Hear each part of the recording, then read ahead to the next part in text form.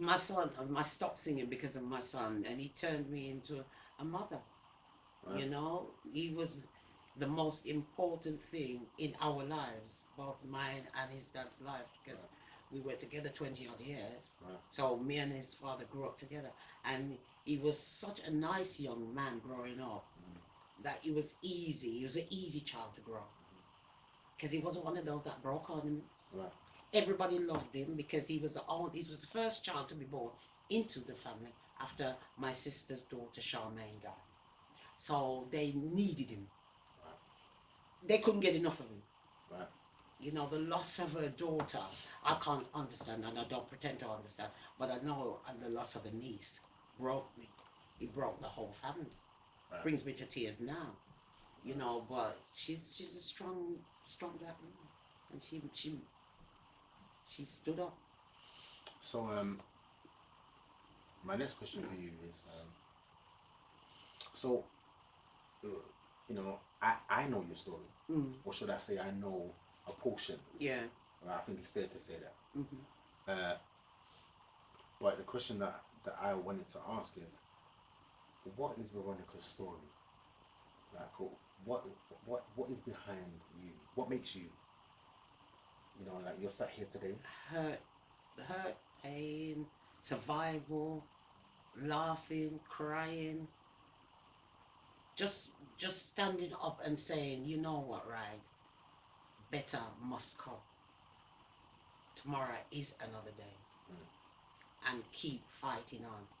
Because I was at a point where I couldn't walk. When I first got lupus, which is 30 years now, because my son is 33 and I got it 2 years after he was born. Okay. I couldn't get out of bed.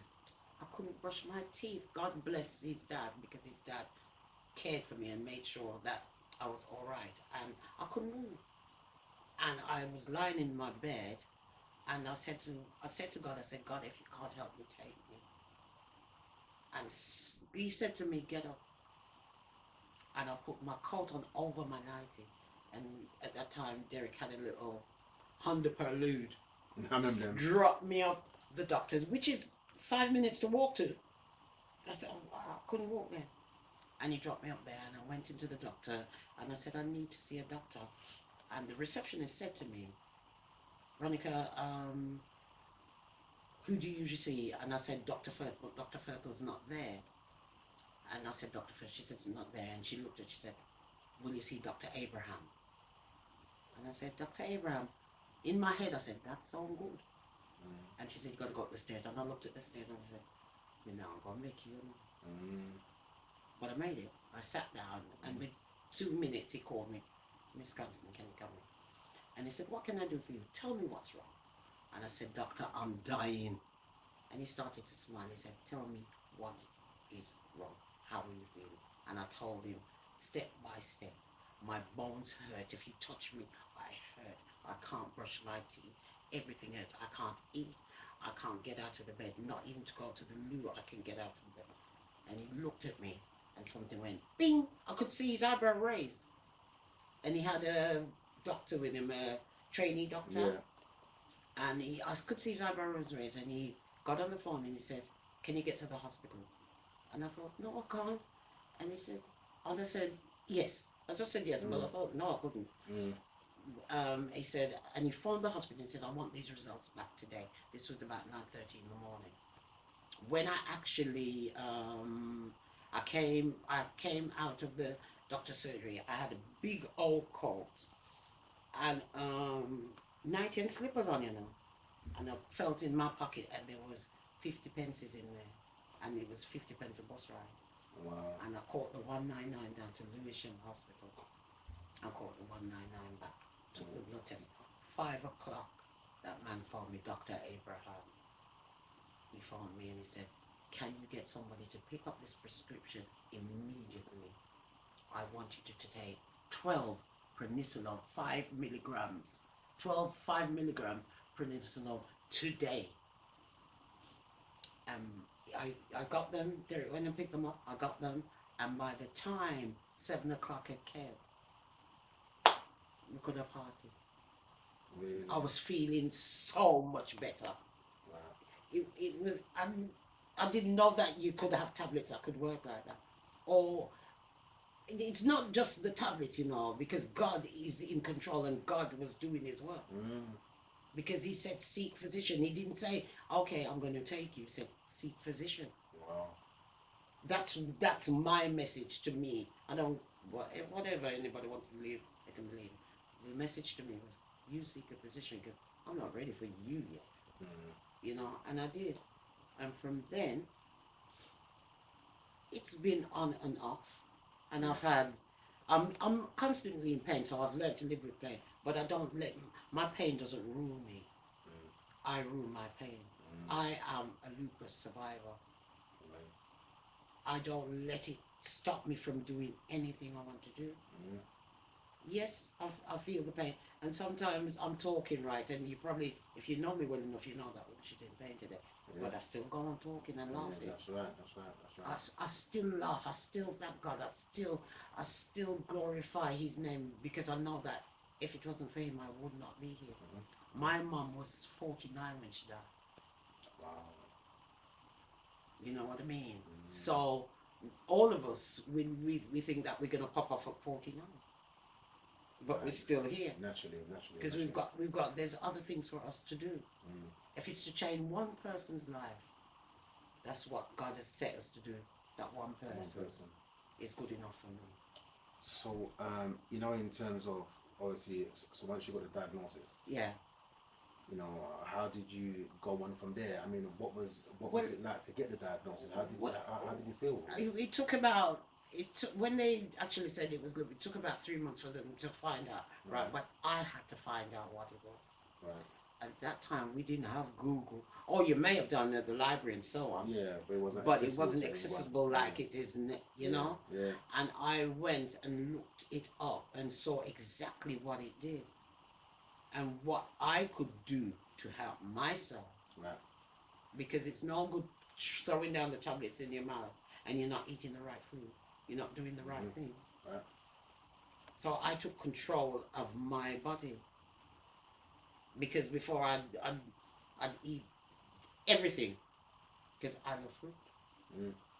But I realized that there's certain things that doesn't work well with it. So I took control of my body. I found out exactly what I had because there's 3 types of lupus. Right. And I have got SLE. And that is? That is systemic lupus where it attacks your joints and your blood and your brain and your... Wow. So you've got to eat food the right way. Right. You know, cut out the salt. All the things that they tell you not to do, right? Do it. You follow it. You know, you don't say, oh, it's not gonna help. You listen to them. But you do it in your version. Because I didn't stop just eating like that. I took a lot of time. I mean, I went from being 25 stone to 18. Right. You know what I mean? Big jump. Massive. But, and I didn't do it in a day, and I didn't do it in an hour, and I didn't do it in a month. It was all in the process. Because remember at that time, right, I was in a relationship with my son and my partner. I was growing a young man. So I had to be there as well. And I also worked. I worked for W.H. Smith's. I worked for BHS for 10 years prior to that, and then I went to W.H. Smith's and I worked there for 11 years. Right. So I was a working mother, having to make sure that, you know, my child is safe, that everything's done in the home and so on. I didn't do it by myself because my partner was. We worked to schedule. When I'm cooking, he's cleaning, you know. Right. We had things. Definitely, we really did. And Kieran make sure that at no time at all, when from 0 to 5, he was with his auntie Dawn because she took care of him. Right. She took care of him. And then when he got to 5 and started to go to school, we made sure that at no time at all he'd come home and there wasn't a parent there. What's your question, quick? What is it with you and Dawn? She's my sis, man. I love her, man. The reason why I asked you is because when you mentioned the name just now, there was just this right, and that's why I have to ask. I saw that your whole persona just changed. We grew up together. I mean, when from unlike Angela came to this country when she was in her teens. So we didn't get that bonding, and yes, we bonded because we get on great, And she's funny. She's one of the funniest people I know, and I don't think she even realizes it, And she's a very strong woman, and I adore her. I adore my sister Angela. But me and Dawn grew up together. There's 3 boys, 2 girls at that time. That was me and Dawn. Right. So Dawn was always there, back of me. You know what I mean? Anything I did right, Dawn would do. Yeah. So we've just been close all of our lives. Had a good relationship. We love, we really laugh. We really, and I know that I can trust. And if I say Dawn, it should drop this up and stay this up. It drops this up and stay this up.